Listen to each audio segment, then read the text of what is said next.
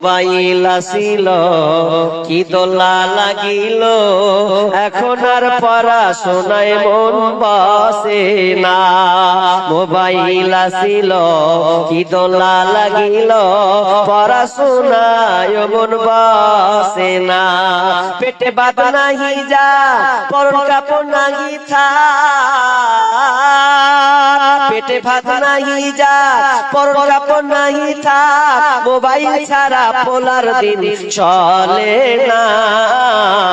Mobile আসিল কি দোলা লাগিল, পড়াশোনায় মন বসে না।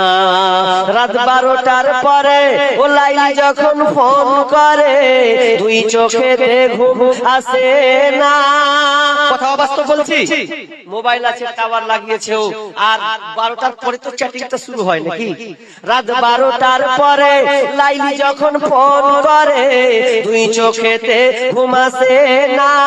রাত জাগিয়া ফোন চ্যাট করিয়া, রাত জাগিয়া ফোন চ্যাট করিয়া, সকাল 8টার আগে ঘুম ভাঙে না। মোবাইল আসিল কি দোলা লাগিল, পড়াশোনায় মন বসে না। মোবাইল আসিল কি দোলা লাগিল, পড়াশোনায় মন বসে না। মোবাইল এলো, সমাজটা রসাতল চলে গেছে। বোন তোমাকে বলছি শোনো, এখনো সময় আছে। যুবক তোমাকে বলছি এখনো সময় আছে। সামনে রমজান মাস আসছে। যতগুলো তোমার খারাপ সম্পর্ক আছে, তুমি যত মেয়েদের সঙ্গে সম্পর্ক রেখেছো, যত তুমি ছেলেদের সঙ্গে সম্পর্ক রেখেছো, এগুলোকে তুমি বর্জন করে দাও। আল্লাহর কাছে তাওবা ইস্তেগফার করো। তুমি পাপ মুক্ত আগে ঘরটাকে বানাও, ঘরটাকে তুমি আগে পাপ মুক্ত করে দাও, যাতে করে তোমার ঘরে পাপ যেন প্রবেশ না করতে পারে, এরকম তুমি টার্গেট নেবে। আর 5 নম্বর শুনে নাও, 5 নম্বর হচ্ছে যে তোমাকে পাপ মুক্ত জীবন যাপন করতে হবে। তোমার পাপ মুক্ত তোমার জীবনটাকে চালাতে হবে, অর্থাৎ রমজান মাসটাকে তুমি সুন্দর করে তুমি অতিবাহিত করবে। এক পাপ মুক্ত ঘর। আর 5 নম্বর হচ্ছে নিজেকে পাপ মুক্ত হওয়া। কারণ ঘর না হয় মুক্ত করলাম, বাহিরে তুমি যাবে, তা তোমাকে এমন ভাবে মুক্ত হতে হবে পাপ থেকে, যেখানে ডাকবে খারাপ অশ্লীলতা আছে ওখানে তোমাকে যেতে হবে না। তোমাকে পাপ মুক্ত হওয়া মানে, তোমাকে যদি রোজার সময়তে কোনো মেয়ে ফোন করে, হ্যালো কি করছো, বলছে তুই রাগ, তোর সঙ্গে আজ থেকে তালাক, এ খবর নিতে হবে। বোন তোমাকে যদি কেউ ফোন করে, বলে দাও যা হয়েছে হয়েছে, মাফ, আল্লাহর কাছে তওবা ইস্তেগফার হয়ে যাও। তাহলে নিজেকে আগে পাপ মুক্ত হতে হবে।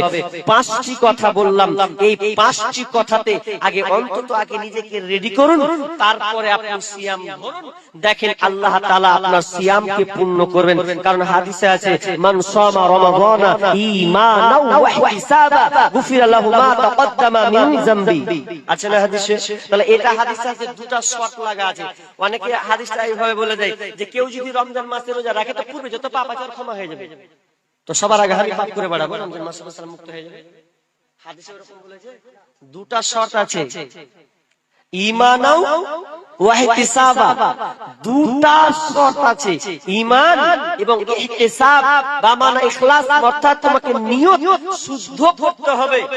এই দুটো জিনিস শুদ্ধ করে তাহলে তুমি এবার রোজা রাখবে, আল্লাহ তোমার সমস্ত পূর্বেকার গুনাহ maaf করবে।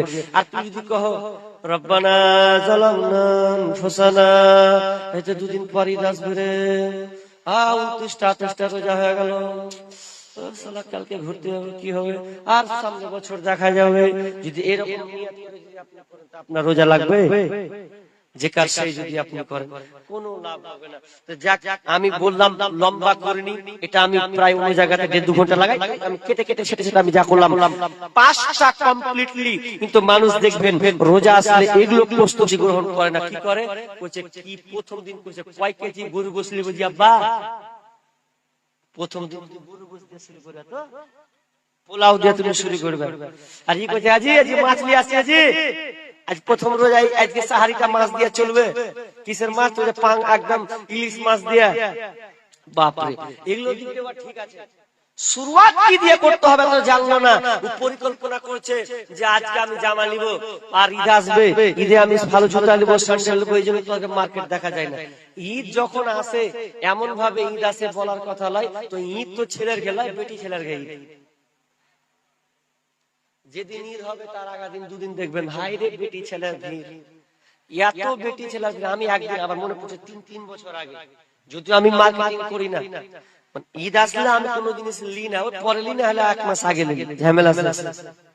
ঈদের দিন নিতে হবে, ওর কাছে 20 খান কাপড় আছে, তাও কবে যে কাপড় যদি না নিলে তোমার দেখবে তোমার কি করবো আমি, ওকে 20 খানটা কাপড় নিয়ে দেয়, আর পরে কই যে স্বামীর উপরে অভিযোগ করছে কাপড় যদি না নিলে দেখো তোমার আমি কি করবো আজ।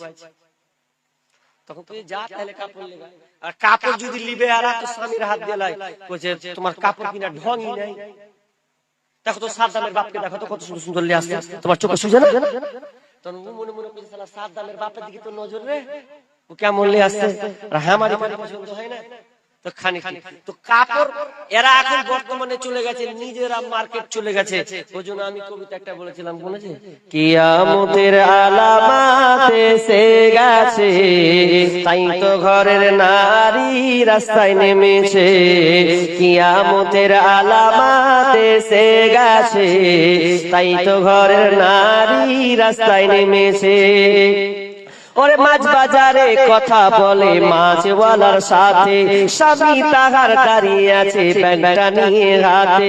ওরে স্বামী নিলেন মাছটা টেনে, স্ত্রী তাই টাকা গুনে, স্বামী নিলেন মাছটা টেনে, স্ত্রী তাই টাকা গুনে, স্বামী স্ত্রীর যেন সেবক হয়েছে। কিয়ামতের আলামাত এসে গেছে, তাই তো ঘরের নারী রাস্তায় নেমেছে। ওরে বরখা পরা বরখা ছাড়া হাট বাজারে ঘরে তারা, নাই বরখা পড়া কত লিবেন স্টেশন যান খালি, মাঝখানে বেটা ছেলে, দুদিকে বেটি ছেলে, বরখা পড়েছে, হাত ধরে হাঁটছে, কেনা ধরে যাচ্ছি, ছুটে যদি পালিয়ে যায় ধরে ধরে নিয়ে যাচ্ছে, দুজনাকে নিয়ে আছে উলিয়েছে। আর অথচ বেটি ছেলে দুটা বরখা পরে আছে, কি ডিজাইন, একটা বেটি ছেলে বরখা পড়ছে কেমন জানেন, ও আবার পিছের দিকে ঘিট মারছে, কালো বরখা পরে পিছের দিকে ঘিট মারছে, তোর বরখাতে ঝাঁটা, এই বরখা পরে কোনো লাভ হবে না। ওরে বরখা পরা বরখা ছাড়া হাট বাজারে ঘরে তারা, কেউ বা আবার বরখা পরে মুখটা খোলা রেখেছে। কিয়ামতের আলামাত এসে গেছে, তাই তো ঘরের নারী রাস্তায় নেমেছে। ওরে হাট বাজারে মার্কেটে যান দেখবে শুধু নারী, কেউ বা আবার সেজে কুজে করছে দোকানদারি, মানে বুবু নাই কি চিক না গো, ওকে দিয়ে দোকান চালাতে কাস্টমার লিয়ে আয় খালি তুই সেজে সেজে সব জায়গাতে। ওরে হাট বাজারে মার্কেটে যান দেখবে শুধু নারী, কেউ বা আবার সেজে কুজে করছে দোকানদারি, সবকিছুতেই আছে নারী, কেউ বা চালায় হোন্ডা গাড়ি, সবকিছুতেই আছে নারী, কেউ বা চালায় হোন্ডা গাড়ি, কেউ বা আবার অফিস আদালতে চাকরি করতেছে। কিয়ামতের আলামাত এসে গেছে, তাই তো ঘরের নারী রাস্তায় নেমেছে। কিয়ামতের আলামাত এসে গেছে, তাই তো ঘরের নারী রাস্তায় নেমেছে। হায় হায়, দেখেন বাজারটা রসাতলে চলে গেছে। মা বোন, আল্লাহ রাসূল বলেছেন যদি জাহান্নাম যদি দেখেছি তো সবচাইতে বেশিরভাগ মেয়েদেরকে আমি বেশি দেখেছি, সবচাইতে জাহান্নামে বেশি নারীরা হবে, পুরুষ নয়। কারণ বেশিরভাগ অধিকাংশ পার্সেন্টই হবে মেয়ে, ছেলে হবে বেশি, মেয়ে সংখ্যা হবে বেশি, আর বর্তমানে মেয়েদের সংখ্যা বেশি সব জায়গায়। ওই জন্য সবচাইতে জাহান্নামে কারা থাকবে, তো নারীরা। মা বোন, তো যখন তোমরা জাহান্নামে যখন বেশি, তো তোমাদেরকে একটা কাজ করতে হবে, জাহান্নাম থেকে কিভাবে বাঁচবো। বিশ্বনবী বললেন, এই নারীরা তোমরা যদি জাহান্নাম থেকে বাঁচতে চাও তাহলে তোমরা একটা কাজ করো, তোমরা বেশি বেশি বেশি বেশি করে তোমরা দান সাদকা করো। কেন? কারণ তোমাদের মুখ দিয়ে অনেক গুনাহ হয়ে যায়, অনেক খারাপ কথা বলো, সংসার চালাতে গিয়ে তোমাদের মেন্টালিটি অনেক সময় রাগান্বিত হয়ে যাও। এই জন্য তোমরা বেশি বেশি করে আল্লাহ রাস্তায় দান করো যদি জাহান্নাম থেকে বাঁচতে চাও। ভাই আপনারা এই আপনাদের ঈদগাহ, আপনাদের ঈদগাহটা কোন দিকে আছে গো? না এটাই এইদিকে আছে, তাহলে আপনাদের ঈদগাহ বছরে দুইটা ঈদ উদযাপন হবে, দুইটা ঈদ আপনারা পাবেন খুশির চিত্তে, আনন্দ চিত্তে আপনারা আল্লাহর প্রশংসা করবেন, ভালোবাসা সম্ভ্রম সম্প্রীতি বজায় রাখবেন। এই আপনারা পেয়েছেন দুটা ঈদ, তো এই ঈদ করবেন তো অবশ্যই মাঠ দরকার, ভালো পজিশন দরকার। তাহলে ভালো পজিশন করতে গেলে আপনাদেরকে সাহায্য করতে হবে। তা আমি খুব জোরে আর 15 মিনিট আছে, 10-15 মিনিট আছি, তো এই 10-15 মিনিটের মধ্যেই আমরা কিছু কালেকশন করতে চলেছি। তো আপনাদের অনুদান আপনাদেরকেই দিতে হবে। এখানে আর কোনো মমতা খালা বলবে না যে অমুক জায়গায় জালসা হচ্ছে, যাওয়ার আগে 50,000 দিয়ে গেল, ও গুরুত্ব দিবে না। ও তো টার্গেট করে আছে আপনাকে মাজা ভাঙার জন্য, ও তো টার্গেট করে আছে আপনার মসজিদকে টচমচ করার জন্য, ও তো টার্গেট করে নিয়েছে আপনার জমিকে দখল করার জন্য।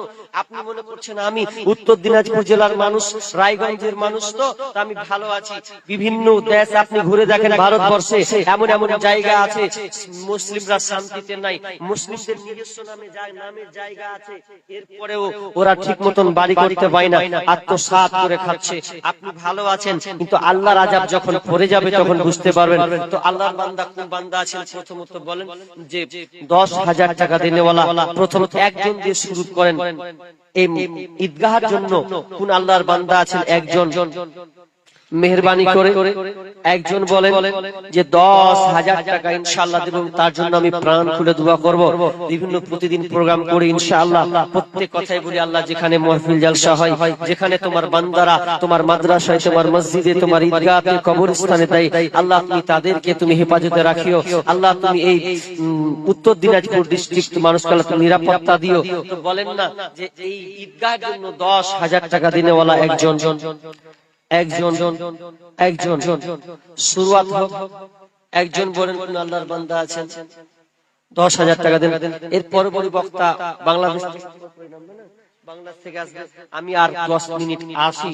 তো আল্লাহর রাস্তে বলেন এই 10 মিনিটের মধ্যে কোন আল্লাহর বান্দা আছেন। আর একটা গোপন, আর আমার একটা গবেষণার কথা বলি, যে মানুষের টাকা থাকলে দান করবে এমন কথা নয়। আপনার কাছে লাখ টাকা, 5 লাখ, 10 লাখ, আপনি টাকা আছে বলে আপনি দান করতে পারবেন এমনটা নয়। দান সবাই করতে পারে না, যার টাকা বেশি তার দান বেশি, এটা মিথ্যা কথা। বরং যার ঈমান বেশি তার দান বেশি। দুনিয়াতে কত পয়সাওয়ালা আছে,